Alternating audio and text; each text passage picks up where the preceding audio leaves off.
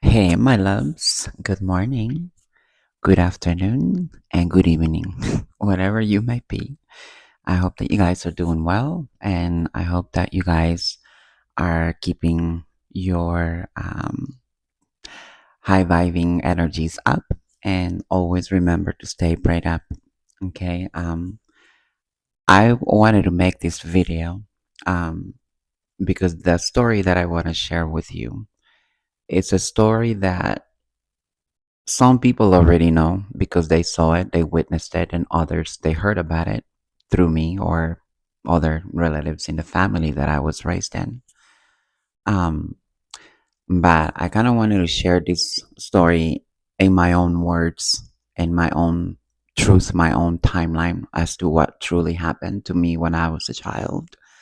Um, and the reason I want to do this is because I want to share with you guys you know the reason of my strength, the reason of my resilience, which is what brought me into that level of strength going through that, the things that I went through as a child, as far as like my upbringing, childhood upbringing. um, the memories are not exactly the most brilliant, you can say, but the upbringing, my upbringing in the family that I was raised in was more orchestrated. It was not exactly, what was supposed to happen with my life because I didn't come from them in the first place. But here's where the story begins. Because of the nature of my origins and how I came about to be a part of this family, um, you know, they they knew about the whole nature of my origins, where I came from, who I came from. Um, and there was a lot of resentment that was developed against me through these people for whatever reason. A resentment that led to a lot more, child abuse, especially when you're a 2 year old, 3 year old, 5 year old, I was stolen or switched as at birth. As I have mentioned before, I'm one of those children that were trafficked at birth. Not exactly because I was just a random kid that fell in the hands of human traffickers, but rather it was plotted because their idea was we are aware of this baby coming into this earth realm, and we are aware of what this baby has and what the light is that she was going to have. And they knew about the whole story. They knew about my origins, my roots, and they also knew about my spiritual gifts. They knew that I was a child that was going to be born chosen. um, that's what made me a target for all these people as a child. um, when I was born, I was quickly trafficked to the people that I was raised with, which were people who committed or were involved in criminalities and other, nefarious activities that they're involved in behind the scenes. Um, but the family that raised me, they made a pact, and I told you guys about this in my previous videos. These people made a pact with the people that trafficked me to them. They told them that I had to be the kind of child that would have to be set up not only for unhappiness but also for failure. They wanted me to fail at everything that I did. They wanted me to fail at everything I ever created. They wanted me to fail at any kind of, endeavor that I embarked in. And they did just that when I was a child. When I'm growing, when you're a child, you don't really pay attention to what's truly happening because you're not living in the timeline of the knowing. You're a child, you're innocent. and you have no idea of what's truly around you, you know. As a child, I was kept under severe restriction, not allowed to hang out with anybody, not allowed to make friends with anybody, not allowed to talk to anyone. It's almost like I was kept hostage as a child. And not only they did all of this abuse um, against me, but they also deprived me from ever making any kind of, meaningful friendships or meaningful relationships. One, because they wanted to keep me away from what I was supposed to be or what my birthright was. My birthright was already written in the stars. My destiny was already written in the stars. They just happened to know about it before anyone ever did or before I ever did. These people knew about my calling before I ever knew. These people knew who I was before I ever did. And sometimes I think about the experiences, about what they did and how they did it and how calculative it was. I didn't really pay attention to how it happened. I just knew that I experienced it. I wasn't really, like I said, allowed to be hanging out with people, especially mm, kids in the neighborhood, um, or people from school, things like that. So, um, when the song, when the group Lips came out with the song Funky Town back in 1980, I was only 6 years. So, anyway, 1980, I am 6 years old. The song Funky Town came out, and I became a fanatic of the song. I became quickly addicted to it because it was a very addicting song. I think it would make anyone dance, especially if you're from the 70s era, then you know what I'm talking about. So, anyway, so when the song came out on the radio, I remember going crazy dancing to that song left and right. I didn't even know what it was, I just knew that I liked the song. And one day, the neighbors were throwing a party next door or in the same neighborhood in the community. And I snuck out of the house and I went to the party to dance. At 6 years old, that was me. I wanted to be that kind of child that was wanted to dance and wanted to be, somewhat of a how do you say that? Like attention spotlight, because I was one of those. I was one of those kids. And, you know, I remember dancing my butt off and everything. And I was dancing. People were just like circling around me, just rounding up around me, dancing with me. They liked the way I danced and everything. And they just kind of started dancing with me.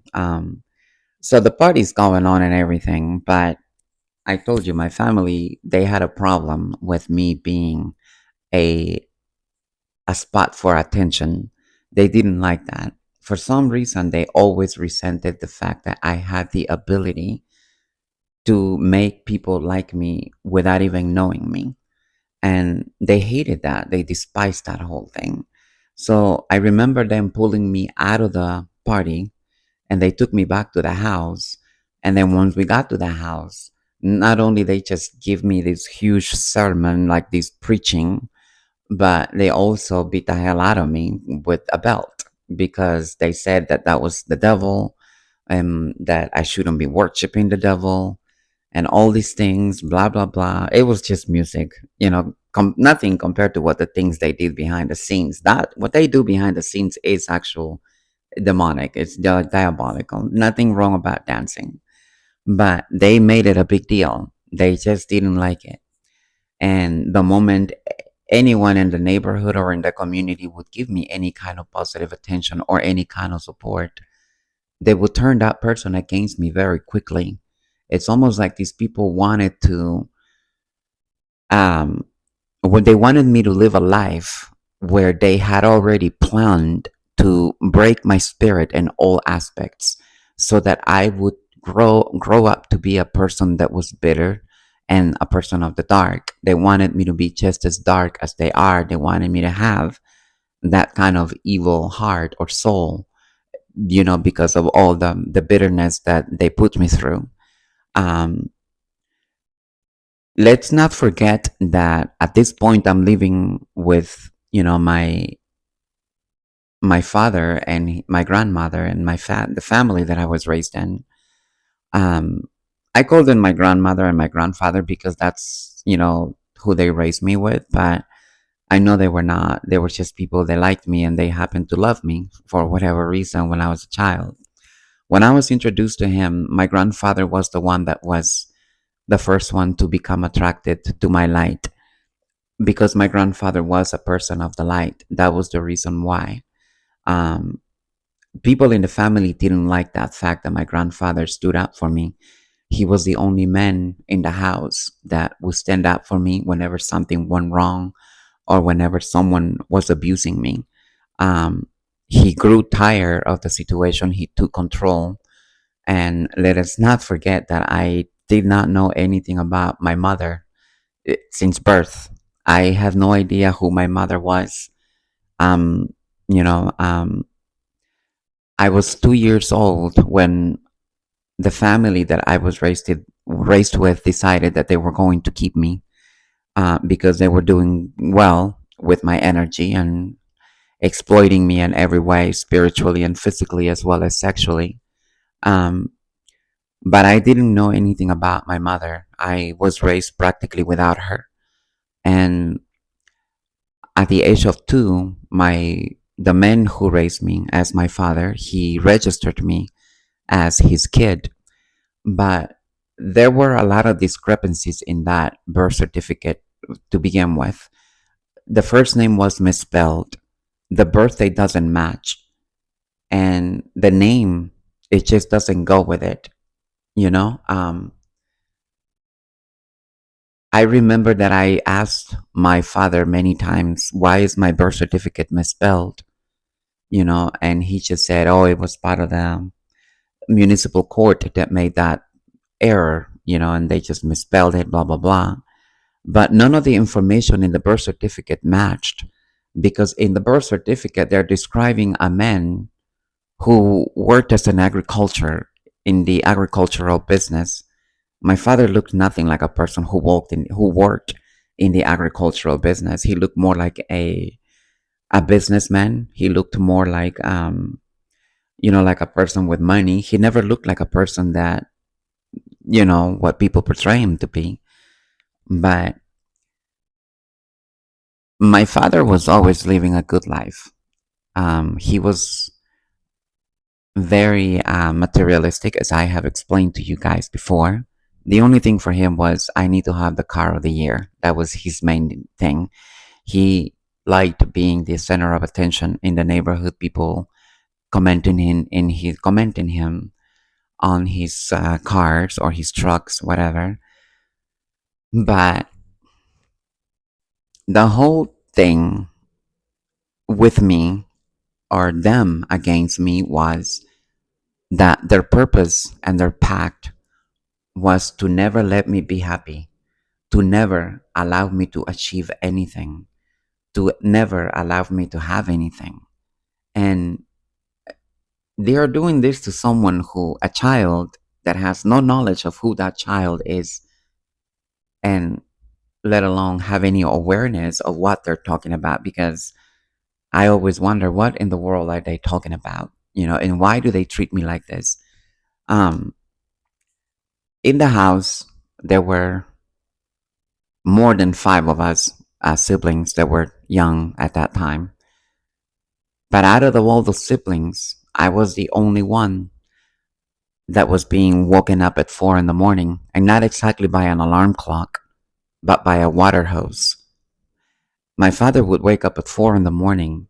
I am busy cuddled in my blanket, sleeping warm, but there he comes at 4 in the morning, waking me up with a water hose, hosing me down in my own bed, watering me down in my own bed, asking me to get up and stop being lazy.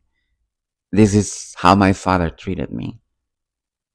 I never saw him treating any of his kids like this. In fact, his kids were preferential or preferred preferred treatment is what we call it, or the most important ones for him. My stepmother was the same. She didn't like the fact that I had the privilege to sleep in and, to have the life that her regular kids did. And for some reason, they always felt resentful. So I would wake up at 4 in the morning and start doing the chores around the house. And then once I would finish the chores around 7 or 8 in the morning, because it would take me like 4 hours to clean up the whole house and his car and shine his shoes. Around 8, I would finish and I'd be hungry as hell. Um, and they would literally tell me that I needed to do more chores if I wanted to eat, because otherwise I had not earned a meal otherwise. And this is how they treated me. The kind of treatment they gave me as a child, as part of the family member, that is nothing like a family member treatment. This is more like an outsider, a person that they hate from the outside but lives with them. I was always, in pain when I was a child. Not physical pain, but emotional pain, because I always wondered about my true origins. Why can't anyone tell me who my mother is? Why can't anyone tell me where my mother is? And they kind of got to the point where, we need to do something and bring someone to her so that we can introduce her as her mother, because she's not going to stop asking for her mother. She wants her mother.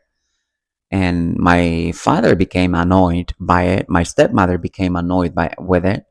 They all plotted an entire and orchestrated an entire mother figure that wasn't really my mother. At the age of 10, I was introduced to her, to my own mother, at age 10. And they tell me, this is your mother. This is what happened with your mother. This is why your mother is not with you. This is why your mother didn't marry your father. But my mother wasn't really in a world where she was suffering or where she was hurting emotionally or anything like that. My mother was in Costa Rica all those years. And I had no idea what my mother was doing in Costa Rica when I'm in El Salvador. Why is she out there? It turns out that my father paid her to leave me and to abandon me, so that can break me altogether. They assumed that by not being taken care of by a mother, the child in me will be broken forever. They assumed that the absence of a mother figure would make me feel needy, and I may have been emotionally needy when I was younger, but it was due to the fact that I never had a mother. I never had a father that actually gave me the parent love. It was never like that. So I grew up craving what I couldn't have. I grew up desiring what I was deprived from. And because of the way they set me up to fail, even in my own relationships, they succeeded at doing exactly what they wanted me to do. They got the outcome that they expected out of the manipulations that they did against my own destiny, my own light. And when I talk about these stories and people hear the stories, anybody that has gone through any kind of pain like this or abuse, they wouldn't sound the way that I do. You know, balanced, well grounded, and emotionally balanced in every aspect. They expect to see a person that's broken, a person that doesn't know how to think, a person that is almost mentally incompetent, unable to comprehend. They wanted me to be all of that. They wanted to turn me into a crazy person so that they later have a way to say, we believe that she has some kind of mental issues and we need to put her in a mental asylum. But it wasn't just about hate. It wasn't just about the fact that I was chosen. It was about the fact that it was about money. They wanted to keep what was mine at all cost. What my biological father and mother left for me is what they kept and they hid from me. Many attempts were made to return this to me. My stepmother and my father and the group of Masons that they work with, they orchestrated mail theft and mail tampering. What they did is that whenever I had some kind of correspondence or mail from the courthouse, from the lawyers that were handling the trust or the will, I would never receive that because they were busy redirecting the mail to another place by the post office driver, the people who worked in the post office. Even since childhood, they did this. They would send letters to the house and I would never get them.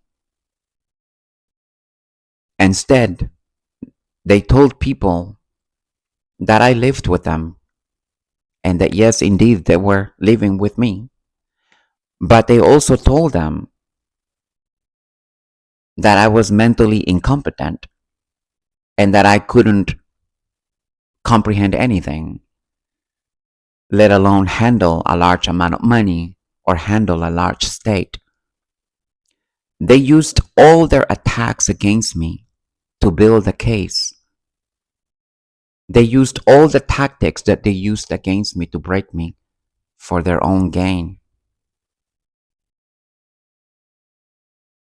And the only thing that they can say right now is that they hate me with even more passion than they did before. One, because they all knew who I was. And they know, and they knew that the moment I woke up, they would be done. When I first became a part of the light and I joined the organization of the light, you know what my mother told me? My mother's response was very quick, very instant. And she said, "What have you done? They are going to destroy all of us." I have no idea what she meant by that, but that's what she said. They are going to destroy all of us. That was her first concern, nothing else. It was exposure that she was afraid of. It was about the fact that I was finding out the truth on my own. And a lot of the times when I was a child, I was gaslit into believing that I wasn't right about the things that I was seeing, about the things that I can see with my own eyes that are happening. And they gaslit me into believing that I was crazy. The things that they did and the things that they said, indeed, it could have broken any other child. But they didn't count with one thing. They forgot about the fact that I was chosen by God. They forgot about it because their main purpose was to make me miserable, to make me unhappy, to make me have as much burden as I possibly can so that I am unable to wake up or unable to heal myself. They wanted to keep me broken about the fact that they wanted me to have abandonment issues. They wanted me to beg for love. Every attempt against my heart, my emotions, my heart chakra all together were very strategic. Every man that was ever sent to me did exactly the same thing. They all had one common pattern: the gaslighting and the breadcrumbs. That's what they all did. And even though I was the divine energy in the entire situation, they mistreated it, they abused it, they used it to their own gain. and took what they could and left. Every man they ever sent to me, it was only a man that was going to help me take down my vibration, a man that would help me take down my own spirit, a man that would help me break my own spirit by breaking my heart. And they got it. They succeeded. But they didn't count on the fact that God would restore me quickly. He knew that I wasn't meant to be with those people. In the end, if anything, what these people did is turn me into a monster, not in a bad way, not in a dark way, but rather into a giant who fights back for the right and for justice, who will never take any more abuse from anyone. They taught me to be stronger. They taught me to be powerful. Every attempt to destroy me gave me power. Every attempt to kill me gave me awareness and power. Every attempt against my livelihood gave me clues of who they were.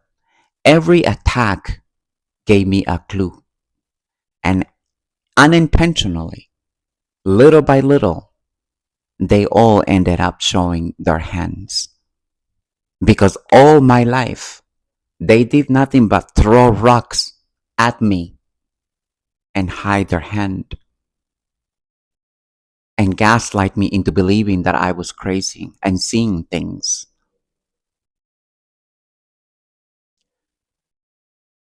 In 1990, I was half dead in the ocean at the beach because my stepmother almost killed me. She almost drowned me. She took me all the way towards the deepest part of the ocean because she was a good swimmer. And she kept trying to push me down the water and screaming at me to die. Just die. Just like that. But the whole time, these are people that go to a church. These people go to Dominical schools every Sunday. And look at what they're doing behind the scenes. And the whole time, it was all about money. I never even knew that I was the heir to the fortune, to the estate, to the millions of dollars that were left to me.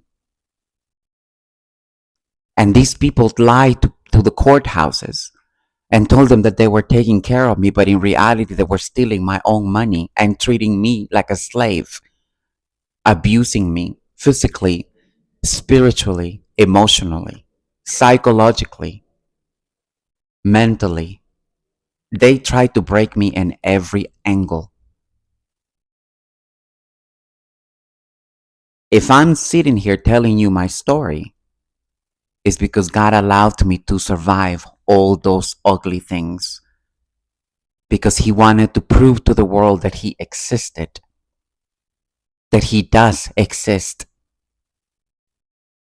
that no one raised me. I was raised by God, literally, because I didn't have a father to stand up for me. I didn't have a family to stand up for me. God raised me. And even though He allowed so many hits on my life, so many hits, so many blows, until I finally became unbreakable. Their only issue right now is my strength. Because none of their BS works behind the scenes or in front of the scenes anymore. And the only reason it doesn't work anymore is because I now know exactly who they are. And I've told you before, for those that have been keeping up with my story, there were moments that I felt humiliated. I didn't even want to talk about it because I was so embarrassed to let the world see what I have gone through, or to let the world see how vulnerable I was as a child. Because the first impression they develop of me when they hear about this is she's weak. But when they run into the opposite, they're trying to kill me. Because they realize I am not the weak person that they knew. And they get angry because none of their manipulation is working. They went to the extent of doing all these things against me and my life, only to hide money that belonged to me, properties that belonged to me. Because the family that I came from was a family of money. It was a wealthy family. The other clue that gave it all this away, it was my own mother, the woman that was introduced to me as a woman, as my mother. Her first reaction was, who the hell is this? Why does she look like this? Why does she not look like anything like my kids? Why does she not look anything like any of us? And no one gave her any answers. I am not sure if she was acting, pretending, or hiding the truth. Or maybe just didn't know. But she knew.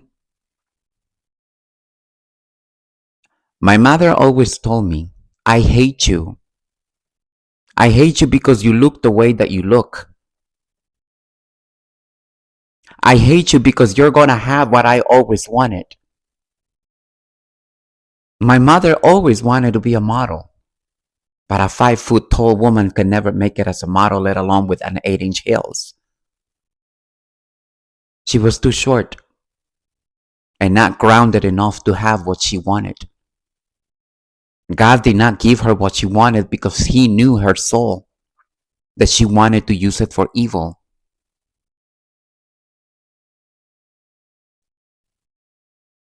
And then in 1997, she showed me her hands completely by intentionally delaying my future, by intentionally cutting my future, clipping my wings, and putting me in a cage like a bird with clipped wings. My green card was canceled intentionally by her.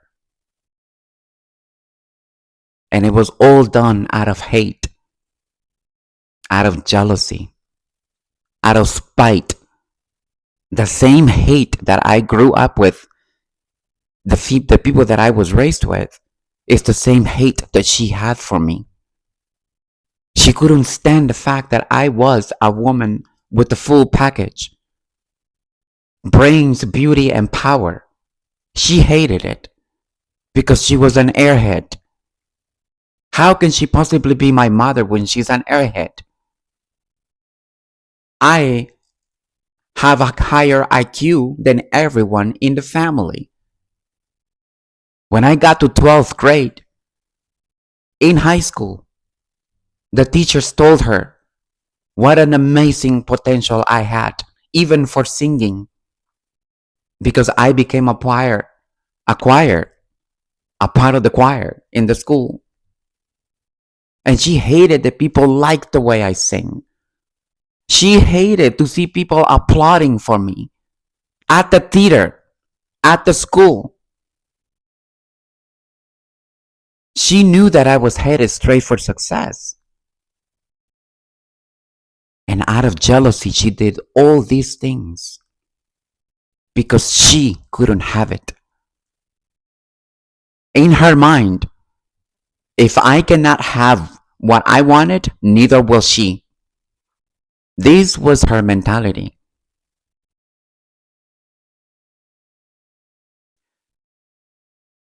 When I communicated to one of my uncles who is brothers with my father,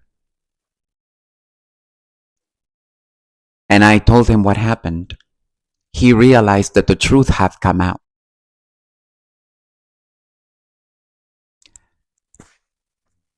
And these people kept going back and forth with judicial systems, telling them how crazy I was and that I have no reason, no reasoning, no logic, no common sense. Simply that I was a person mentally unstable, unable to function. These are the lies they used. In some cases, they lied about me, saying that I was dead. You know how many people have come to me and say, I thought you were dead? A lot of them. These people lied to a lot of people about me. The fact that my green card was canceled by immigration and by my mother without a certificate of death or anything like that, that was another clue. I was right on time to get to where I wanted to get and where I needed to be. But they said, no, we don't want you to do well. We don't want you to be happy. It's really very simple. And they went out of their way to do just that and tried to keep me caged, imprisoned, hidden, completely hidden from the entire world so that no one would ever know that I exist. The only time they wanted me to be known is when the truth came out, when all their truth was exposed, because they wanted to use the doppelganger clone to incriminate me for all that they have done. It was a well plotted story, and if it wasn't for God, it would have worked. Unfortunately, it's never going to work for them. So they can keep on trying, and I will continue to outsmart them because I work with God. I walk with God. I don't care what they say. If I look a certain way, they demonize me. If I have spiritual gifts, they demonize me. If I am skilled, they demonize me. If I am artistic, they demonize me. It's all a front to keep the positive things away from me, to keep the blessings and my future away from my own hands. It was a well organized crime that they did against me. And I'm not the first person they've done it to. That's the worst part of it. There's a lot of other people that have been done like this. And for those people that have gone through this, I hope that you don't give up. I hope that you continue to stay strong. I hope that you pray. And I hope that you keep faith that one day evil never wins, period. Evil will never win. When the light casts all the way around, when the light illuminates, it casts shadows. I'm sorry for them, but the story is over. And I wanted to share this with you guys because I hear a lot of people and I read comments on other videos that talk about she's lying because if that was really true, why is she still strong? Why is she still alive? Anyone that would have gone through all those things would have taken themselves out. Anybody that would have gone through the things that she says she's gone through would have never made it out alive, let alone sane in the head. And because I have all my sanity in place, they think it's all lies. Again, the gaslighting has been taking place since I was born, telling people what I am not, and people hating on me for no reason.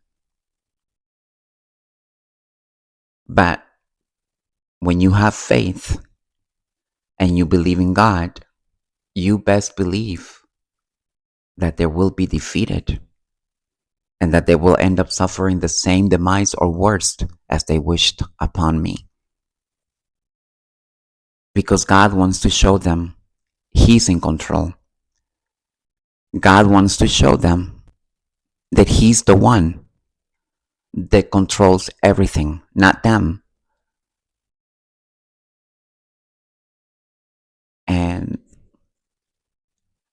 maybe that was just a lesson for them to learn, you know. And if any of you have gone through this situation, just never give up, stay strong and talk to God and ask Him for strength, guidance, and light. Okay? Um, but never give up. That is what I want. If you are a chosen one and you feel that your life has been way more complicated than a regular human being's life should be, you're most likely one of us and you're a victim. Okay? Share your story and, you know, share your experience. The world needs to hear more stories like this so that they can see that God does exist. Okay, I love you guys, and I'll be back with another video soon. Take care of yourselves, love yourselves, and protect yourselves. Ciao.